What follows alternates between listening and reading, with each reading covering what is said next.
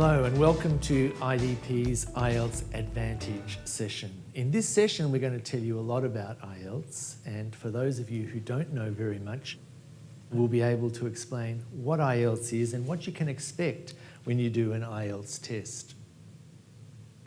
I am the IELTS expert, so I should be able to answer your questions, and if I can't answer them, I'll tell you where to find the information.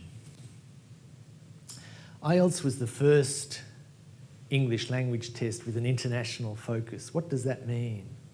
It means that all accents, American accents, English accents, Australian, New Zealand, are acceptable. American and English spellings are acceptable. The pronunciations of different words in American English or Australian English are acceptable. For example, if I say advertisement, that's an Australian or a British pronunciation. But if an American were to say that word, they'd say advertisement. They're both okay in IELTS. If I was to spell the word colour, I would say O-U-R. But if an American did that, he would say O-R. They're both okay. In an IELTS test, you'll hear different accents. In the listening test, you'll hear different accents from different parts of the English-speaking world. In IELTS, there is also a variety of question types, not just multiple choice question types, but different types of question for the reading, the listening, the speaking, and the writing. It covers a broader range of question types. You can do IELTS in virtually every country of the world, and some of you will have done it. In 1,000 locations across the world, wherever you do the IELTS test, it's the same test.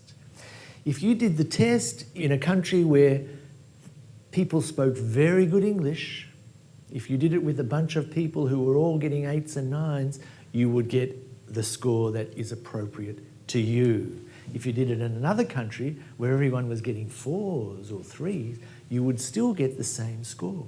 It doesn't matter where you do the test or who you do it with, IELTS will simply assess your English language level. You may need an IELTS test for many different reasons: for entering a university, for professional registration, for immigration purposes, for other purposes. IELTS is the one test that is accepted for all those purposes. And one of the reasons it's accepted is that it is a very secure test. People who take your IELTS score know that this is a genuine score, that this score was achieved by you and you only under exam conditions. The other thing about IELTS is that our speaking test is a face-to-face speaking test with a real person in a quiet room. It's a situation where you're able to actually ask the examiner for clarification, for explanation. Later on, we're going to see a candidate who has some trouble explaining what he wants to say, who in fact can't think of something to say in the middle of the test. It's okay. The examiner accepts that and then moves on to something else. This is an important part of the IELTS speaking test.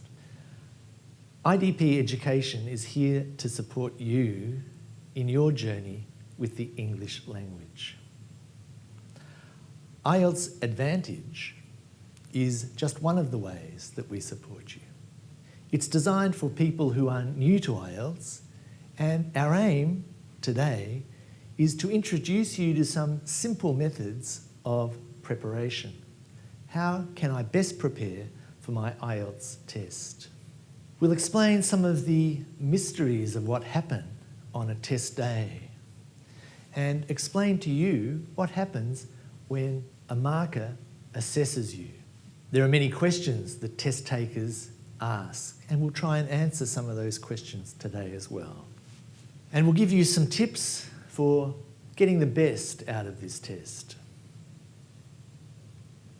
So let's talk about preparation to begin with. As I said, IELTS is a test that really assesses your true level of English. And in order to get a better score in IELTS, you need to improve your true level of English. Easier said than done, of course. But in order to do that, you really need to spend a lot of time every day considering where you can get English and where you can use it. The media, of course, is an obvious place. Do you watch news on TV in English? Do you listen to the radio in English? Do you look at newspapers and news magazines in English? These are important sources of English, and the more you read, the more it will help you in every part of your IELTS. It will improve your writing, it will improve your speaking, and it will improve your listening. There are other ways, of course, to access English. There are native speakers of English who are very interested in a particular subject, computers, birds, I don't know, cooking. If you're interested in some of these subjects, join those groups. They will be interested in hearing your opinion about a subject. This is a good way of making friends and a good way of learning English. At home, maybe you live with people who don't speak a lot of English. Well, tell them, let's speak English over dinner. Let's do it at this particular time every day. And of course, the obvious thing is to go to an English class. But a lot of people begin and end there. Some people go to English class and don't use English outside of the classroom. This is a bad policy. You need to take what you learn from the class and use it in your everyday life. There are some things that we can help you with at IDP. One of them is the IELTS Essentials website. There you'll find some tips for improving your English. You'll also find some IELTS preparation materials. We also conduct regular masterclasses. Some of you have been to a masterclass, and that means an hour and a half of information about IELTS for free. Look at the IELTS Essentials website and you'll see when masterclasses are scheduled at a place near you. These usually occur at IELTS test centres, for example. And we also have a service called Writing Assist, where you can write an essay and send it to our English language experts who will provide you with a report that shows where you are strong and where you need to improve in your writing for IELTS. It's important to remember that when you're learning a language, it takes time. It took you time to learn your first language, right? It takes time to learn any language. So don't get discouraged if it's taking longer than you think it should. Some people believe that they can learn everything that they need to in the week or the day before the test. We know that this is not true. It's steady and systematic learning that will lead to success in a test. Some people believe that one day they will get lucky if they just do the test enough times. This is very optimistic, and a lot of people just keep getting the same score every time. So this is what the test looks like. You'll see that there are two versions of the test. IELTS is unique in this way. We offer you an academic version of the test and a general training version of the test. As you can see, it's a big test. It takes about 3 hours to do. That means that everything that you learn in English will help you succeed in IELTS because it covers a lot of ground. The academic test in Australia begins with writing and then moves to reading and then listening, as does the general training test. The speaking component could occur before the written part or it could occur after the written part, depending on which test centre you go to. If you have done the test in another country, you will have done listening as the first part of your written test, followed by reading and then writing. But in Australia, writing is the first part. Academic and general training differ only in the writing and the reading. The listening and the speaking are the same for both versions of the test.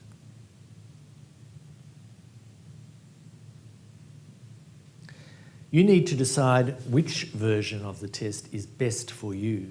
Of course, the first thing you need to find out is what does the institution or the professional organisation or the government department who is asking for an IELTS score, which version do they require?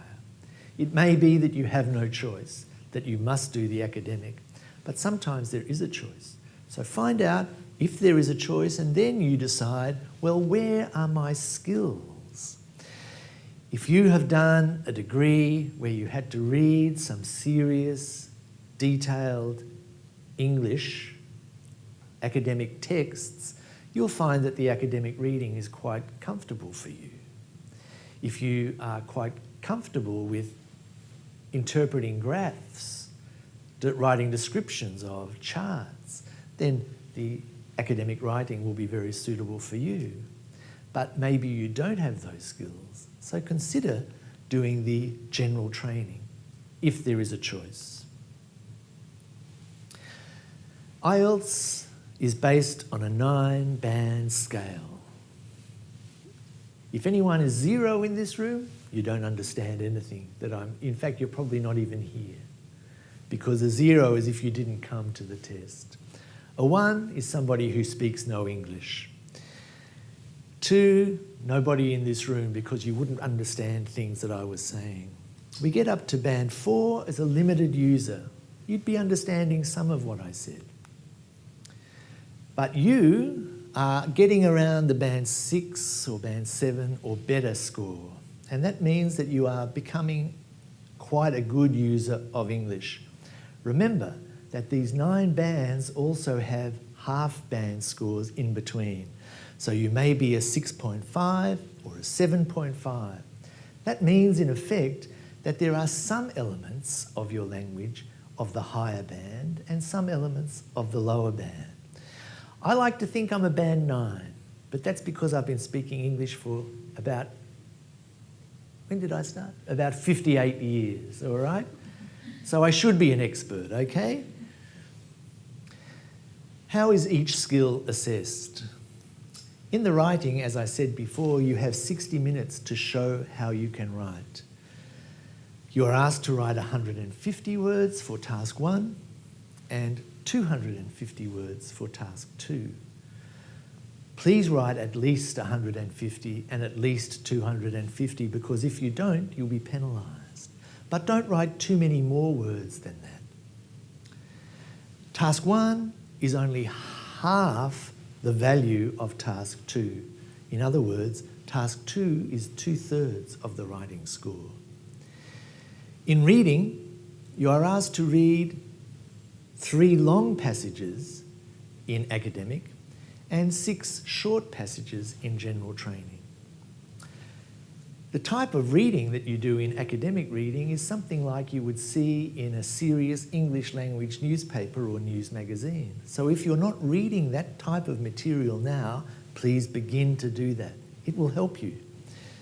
In general training, the type of reading is less academic. It may be a list of rules, some instructions, it could be a bunch of advertisements. It's the sort of stuff you might find in your letterbox when you go home. The advertisement from a local supermarket, for example. So read that sort of thing. In listening and in speaking, of course, there is no difference between academic and general training. In the listening, there are 4 sections. In the first section, 2 people will be having a conversation about an everyday topic. In the second section of the listening, there will be 1 person talking, a recorded piece of information, perhaps a news broadcast. The third section of the listening will be 2 people or 3 talking again about a subject which is related to study. In the fourth section, there will be a lecture that you have to listen to. The listening becomes progressively more difficult. There are 40 questions, and each of these questions is worth 1 mark. In speaking, there are 3 distinct sections, and you can practice these sections. In the first section, you talk about everyday events and interests. In the second section, you are asked to speak for 2 minutes. And in the third section, you enter into a discussion with your examiner. I've talked to a lot of test takers around the world, and they ask me many questions. I'm going to share some of those questions with you now. In the writing test, for example, many people ask this question: how many paragraphs should I write? Other people say, can I use the word I in my writing? Can I use capital letters when I write? If I'm given a graph in academic task 1, how do I recognise what the main features are? And if I'm asked a question, do you agree or disagree, in task 2 of a writing test, do I have to give both sides of the argument? You may be surprised at some of the answers. Let's look at the first question. How many paragraphs should you write? Well, there is no set rule. It may depend on the question you're being asked. If you're asked a fairly simple question like, to what extent do you agree or disagree, then you may be able to only write about 3 paragraphs. Introduction, I agree for these reasons, and conclusion. If you're asked another question like, discuss both of these views and give your own opinion, then this may take more paragraphs to do. The important thing is you should use paragraphs, but don't use too few and don't use too many. Each paragraph should have a topic sentence, and when you've dealt with that topic, you should move on to another paragraph. If, for example, you're making 3 important points, that's probably 3 paragraphs. I would say, as a rule of thumb, as a general rule, no fewer than 3 and no more than 6 paragraphs. Can you use the first person I in an academic or general training task 2 essay? The answer is yes, please do. Because in the essay, you are asked to give your opinion and to use examples from your experience. So how are you going to do it without using the word I?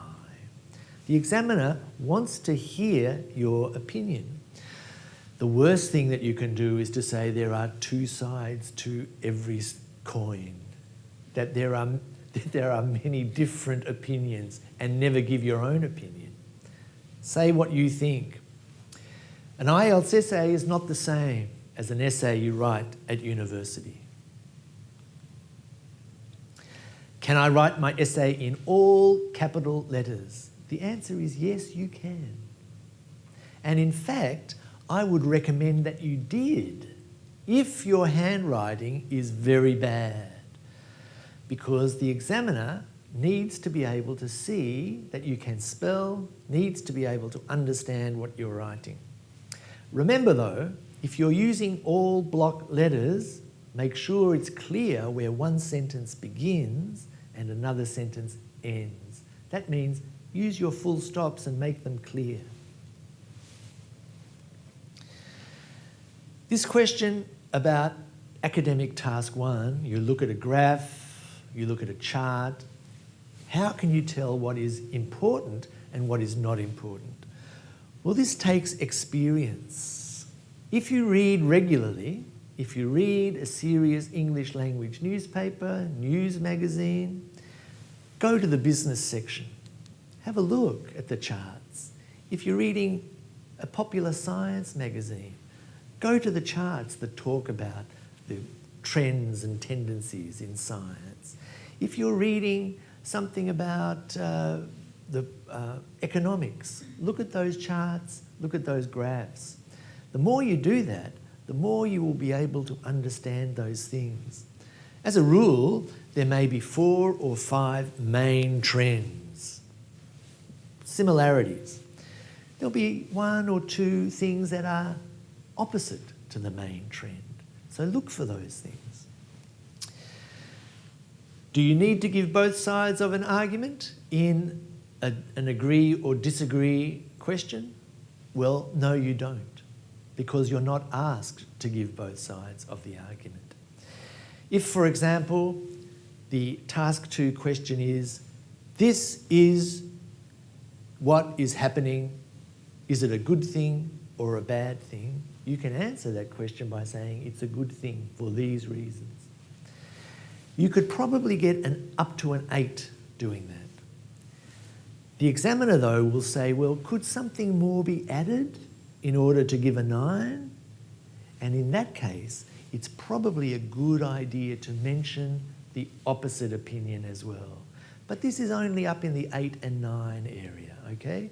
You can answer the question very well without giving the opposite opinion. Let's look at reading now. And these are some of the questions that I've been asked by candidates about reading. How do you choose what to read when you're practicing? Do the answers come in the same order as the questions in reading? What if I'm not sure if it's this answer or that answer? I put them both down. What happens? And how many correct answers do I need for a band 6 or a band 7? Let's look at them. If you're reading a lot, this in itself is good. If you're only reading material that is related to your study, this is not so good. You need to broaden your reading. The sort of reading that you find in an academic reading test is the sort of reading you will find in a serious news magazine or a serious English language newspaper.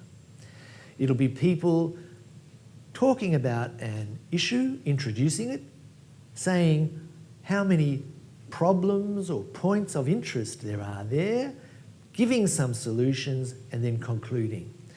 Do you see that the pattern, the design, the plan for these types of passages is very similar, no matter what the topic is?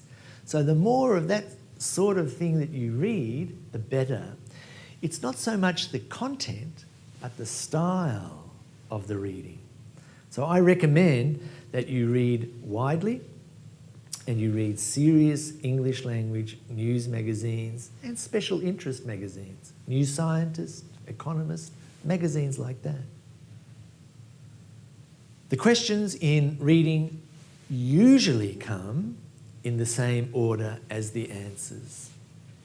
So if you find the answer to question 25 in the middle of your passage, then generally speaking, the answer to question 26 will come soon after. Except if the question type is a matching question type, right? Match the heading with the paragraph. Of course, these can't come in the same order because that would be giving the answer away. But if it's a true-false not given, if it's a multiple choice type of question, the answers will come in the same order. This is an important thing to know because if you scan your text and find the answer to the first question, then you know you don't have to read before, you can just read after. That means instead of reading 2,500 words in your reading test, you might be able to read just 1,800 words. This means that you'll be able to do it more quickly. What if you put down 2 answers to the one question? This is a problem because even if one of those is correct, they will both be marked wrong. If there's anything that looks confusing or ambiguous, if it's not clear what your answer is in the reading, then it will be marked wrong. This means also that if you write your answer and it's not very clear, that will be marked wrong. How many correct answers do you need to get a band 6? Well, for an academic test, you'll need about 23 correct answers for a band 6. For a general training, you'll need about 30 correct answers. So the listening test, here are some of the questions that I've been asked. It's the same question as for the reading. Do the answers come in the same order as the questions? The answer is a little bit different. Do you have to use capital letters for names? If you use a singular noun in your listening answer and the answer is plural, is that wrong? Is spelling important? As we saw before, in listening it is always true that the answers come in the same order as the questions. And this is important because in listening you only hear the recording once. That means you don't get another chance to hear the information if you've missed it. Having the answers come in the same order as the questions means that you can tell where you are in the listening. I just heard the answer to question 23, therefore question 22 has gone and question 24 is coming up. Capital letters for names are not important. You can write the name of a country, the name of a person using small letters and it will be marked correct. If you write down dog instead of dogs or ship instead of ships, this is a problem. Remember, you've got to be careful about grammar answers. If you're filling in the blank in a diagram, for example, in the listening test, it's important that the plural is correct. Is spelling important? Yes. If you don't spell a word correctly in your reading or in your listening, you will not receive any marks for that. So that means one of the things you need to do when you finish your test is to check for spelling. In the listening, of course, you have to rely on your own ability to spell because you can't see the word, you only hear it. In the reading, you will always be able to check the spelling from the passage, so there is no excuse for a spelling mistake in the reading test. Before we look at the speaking frequently asked questions, let's look at an example of a speaking test. Here, the test taker is doing part 3 of the speaking test. Part 3 is where the test taker discusses issues with the examiner. The examiner asks for examples and reasons and justifications for what the test taker thinks. This candidate that we're going to watch gets a 5.5 overall. He gets a 6 for his fluency, a 6 for his lexical resource, his use of vocabulary. He gets a 5 only for his grammar and a 5 for his pronunciation. Let's watch now. We've been talking about a well-known person that you like or admire. Yeah. And I'd like to discuss with you one or two more general questions related to this. No worries. So let's consider, first of all, famous people in your country, in India. All right. You were talking about your father, that he was a famous person. Yeah. But what other kind of person becomes famous in India? Like, ma'am, it depends on your work or everything, whatever you will do, which will give you famous in your country. Like, we have a person which we call Naveen Jindal. He's the candidate of Congress party. He's really famous in my country. We can say, like, he's from my state, but he's really famous in my whole country because he's really good social worker. He's always helping to poor people. Like, all the time, he's wherever any people needs, he helps them. And hopefully he will be next Prime Minister of India. And are there any other people apart from politicians who are famous in India? Like, there's some other people, like some of the heroes, players. So, like, if we can talk about Sachin Tendulkar, he's really famous because he's really good player as well. He's well known in all of the worlds. Like, we can say about some singers and players and actors, they are famous as well. Mm. If you think about people who are famous today, Yeah. and think about people who were famous in the past, Yeah. how are they similar and different? Can you repeat your question? You've been talking about famous people in today's society. Yeah. If we then think about people who were famous in the past, Yeah. how are they the same or different? Actually, there are some people, they were famous in past. They did something in the past. Some people, they are doing now really good. They are but we can't say, probably I agree with this thing that like this both there is some different, they did something different in their past according to that time. What sort of things did they do in Like the some, past? like that time, because or if we see our country, there are some person like Mahatma Gandhi, Subhash Chandra Bose. They were the really good politician because they did help to get our country freedom. That's why they were really famous. And now some new peoples who are coming and they are doing something different. They are developing more and more industries, more jobs for people. That's why they are famous now. And what about the future? What kind of person do you think might become famous in the future? I think in future they will be most famous will be like this all players, and some of the people who are doing social workers, they are doing something for society, they will be famous in future. What sort of things will they do for society? They will do like, I hope they will they will provide all of the facility of the people.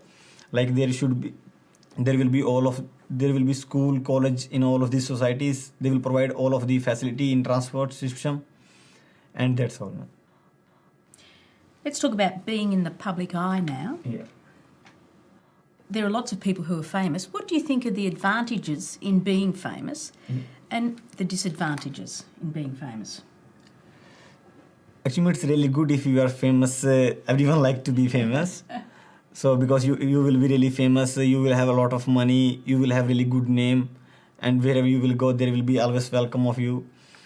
I don't think so there will be any disadvantage of to be famous. In India, how do the media report on famous people? In India, media, like if there's some little bit thing happen, they make it really big and try to show more and more on TV and encourage people more and more about these things. Well, thank you very much, Belle. That's the end of the speaking test. Thank you very much, ma'am. Thanks. Have a good time. So what are the questions that people ask about the speaking test? What if you don't know any native speakers? How can you prepare? What about, can you ask the examiner a question? I've already really answered that for you. If I'm describing something from my own culture, can I use a word from my own culture? Can I look at my notes in part 2? In part 2, remember, you have to make some notes and then you have to speak. And in part 2, do you have to address all of the bullet points in the task card? I think you can probably guess the answers to all of these questions. We've already talked about how you might practice your English by joining groups with common interests, but have you ever thought about going onto the internet and sharing in people's blogs, in adding your comments to things, by listening to radio broadcasts and reading the transcripts? You can find this in many places on the internet. All of those resources are the next best thing to talking to native speakers, but they can also help you meet native speakers. If I was learning English, I would go to the supermarket and I would make sure that I asked people, where is the tea? How much does this thing cost? Or I can't find something else. Can you help me? Of course, I go to the supermarket and I don't say a word. I can just get what I want off the shelves and I go to the checkout and then pay and then go. Do you do that? I would suggest make every opportunity to use English. Another question that people ask, of course, is can you ask the examiner a question? And I've already answered this. Yes, you should ask the examiner a question. If you don't understand something, ask the examiner to repeat it. Of course, the examiner can't always give you an explanation. In the first part of the test, the examiner can only repeat the question to you. But in the second and third parts of the test, then if you need something explained, please ask for an explanation. Of course, if you're asking for repetition and explanation every minute, the examiner will think, well, maybe your vocabulary is not very good. So don't do it too often, but a little bit is okay. If you're describing something from your own culture, can you use your own word for it? Well, of course, you can. Your examiner is somebody who is very comfortable with foreign languages, right? They are all teachers of English as another language, an alternative language. That means they've talked to many people from China, from India, from Thailand, from Korea, from Japan, from everywhere, right? So they're quite comfortable with these things. They've usually travelled. Many of them have lived overseas as well. But if you do use a word from your own language, from your own culture, be prepared to explain what that might mean. If I, for example, am talking about nasi goreng, say, well, that's fried rice in English. Can you look at your notes? Of course you can. That's why you make the notes. But practice making notes. This is an important skill that you need to develop. Practice making good notes. Some people make notes and they write long sentences. This is not the way to make notes. You need to make just little, quick words, dot points that can help you to talk. This is related to part 2 as well. Do you have to cover all of the bullet points in the task card in part 2? In part 2, you're given a task. I want you to describe a person that you know who is successful, for example. Say how you know this person, why he is successful, what other people think about him, for example. Do you have to cover all of those points? The answer is no. It's a good idea to start from those points because that gives you some help. That's the idea of those dot points, to give you some help in answering the question. But if you wanted to talk a lot about how you've met that person and why he's such a good friend, for example, then do that. The examiner is only listening for the quality of your English. Okay, we've talked about some of those frequently asked questions, and now I want to help you prepare for the test day. There are some things that will happen on this day that may surprise you, that you should be prepared for. When you arrive for your test, it's important that we take your photograph. Your photograph will be taken. This is the photograph that will appear on your result. It tells everybody that you are the person who did the test. It's a very important part of IELTS security. And it's one of the reasons why IELTS is so respected around the world. So your photo will be taken and your ID will be checked. So don't forget your passport. Bring your passport. In some countries, your national identity card is enough, but in Australia, it will be a passport. It may be that we will scan your finger. And this is another security feature. And you will have to check in your belongings, your mobile phone especially. You're only allowed to take in with you a pencil and some water in a clear bottle, but nothing very much else. In test centres, you'll be supplied with a pencil. Marking in IELTS. How are you assessed? Well, first of all, the results that you achieve will be sent to you after 13 calendar days. That means if you do the test on a Saturday, you will get your results sent to you Friday week afterwards. On that Friday, you can access online results. You can go to the website and check for your results, get a preview. This is not the official result, but you can see what you scored. You receive a transcript which tells you exactly which score you got for each part of the test, listening, reading, writing and speaking, and an overall score. This will be the average score that you got. And you can have us send your results to 5 different places, to institutions, for example, to the government. Now, what if you think that you did better than your score? What if you think there was a mistake made with your results? Well, you can do things about this. You can apply for an inquiry on results within 6 weeks. If you leave it longer than 6 weeks, you can't ask for a remark. But you can ask for a remark within 6 weeks of the test date. You pay a fee for this, but if your mark is changed, you will get a full refund of that fee. Your script, your speaking test, your reading and listening mark sheet are sent to an examiner, to a marker who does not know what your original score was. So you can be sure that you are being assessed again without any prejudice.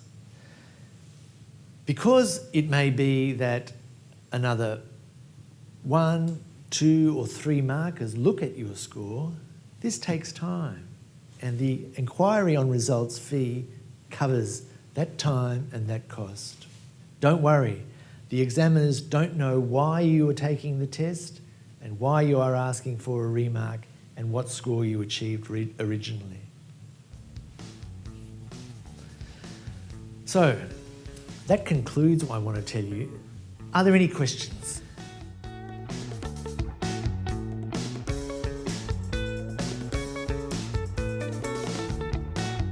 Yes, you do. You can't just do one part of the test again. You have to do the whole lot.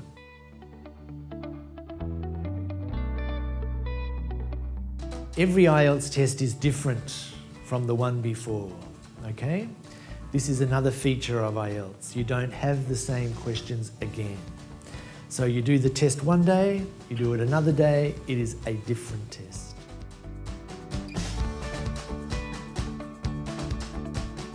If you change the topic in the middle of the test, in part 2, well, look, it depends how much you change it.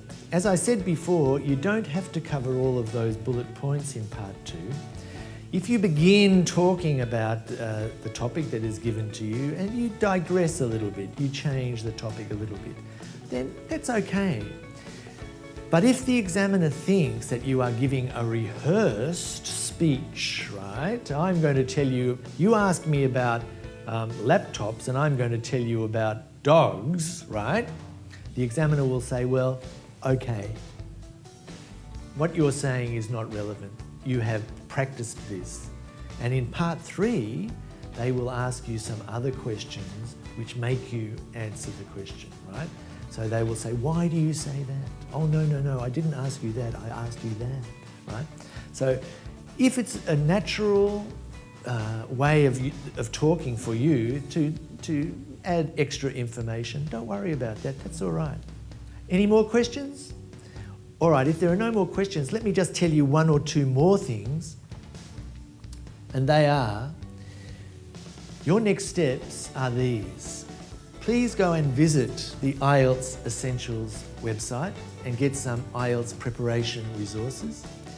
You can also join us on Facebook. There you will get some tips for success in IELTS, and you can also ask some questions of our experts. You can find past test papers at IELTS Essentials, and you can find also where you can attend an IELTS masterclass. Again, thank you very much for your attendance and best wishes. Bye-bye.